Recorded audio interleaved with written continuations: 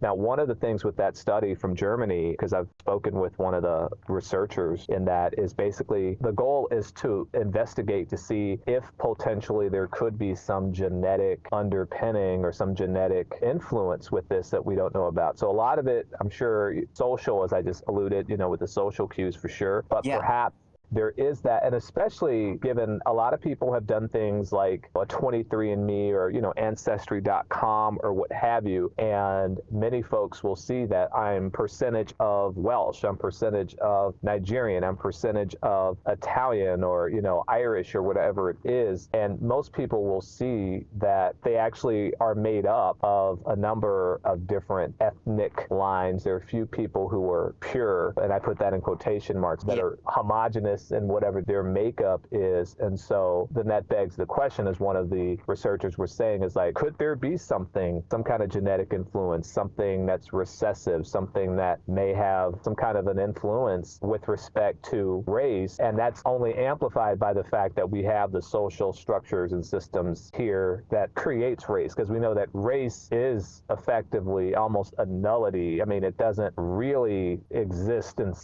a deeper sense. It's not really there. It's more of a social construction, but in light of the diversity in the genetic code and makeup, there could be some undue influence. So that's something to investigate. Yeah. So I guess I do have a question for you then, just so you could elaborate Sure. for other people. We were having a discussion earlier today in my Discord server about race versus gender. And one of the people had mentioned that this is what they said. They said, I think it's important that gender is largely oppositional, like masc being not fem or vice versa. Relating to masculinity implies some relation to femininity, but relating to whiteness says nothing about other races. So I guess I'm curious from your perspective, in the same way that somebody would relate to being masculine or being not feminine or being feminine and not masculine, how do you think race plays a factor here? Because you said in some regards it doesn't exist, but in other regards it is like, I don't want to say it doesn't exist because obviously it exists within like Yeah. sociality, but I guess like how would you Right. relate to this kind of question? Yeah, and that's what's so nebulous about the racial component. It's kind of like chemical warfare in a way. It's like there, and then again, is it? It's hard to make it as tangible, because at least with respect to gender, while there is gender diversity, you have people with ambiguous genitalia, you have XY, you have XYY. I mean, so you do have chromosomal diversity and things like that. But primarily with gender, really with sex, you have primarily a dimorphic species, and it's much easier to quantify. And you have the plumbing, if you will, that's associated with that, which again is much easier to quantify. You can see that. With race, you have phenotypes and whatnot. In terms of like the mask or what have you, and this is where I think some of the social elements comes in. I think that with race, you do have some element of it being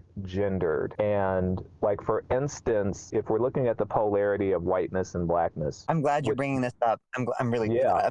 With race, there is still the archetype of the hyper-aggressive male, which as a part of the lore for the longest time has been a black male. And that's, maybe arguable to some people, but there are plenty of folk that speak to that. And in terms of hyper-femininity, that has generally been, at least in the Western collective, the Western ideals, I would say, hyper-femininity has been the province of white women. We could add Asian women into that too, or just anyone that's perhaps feminine and Asian, feminine and white, and Asian and white have been seen as adjacent, but that's a different conversation. So I guess if you were to apply some of the similar structures with respect to masculine, feminine, and everything else that's in between on that spectrum, it's almost like there's a corollary that you could extrapolate with regard to race. Now, clearly, you can be hyper feminine and be black, and you can be hyper masculine and be white or Asian. I mean, there's not like a perfect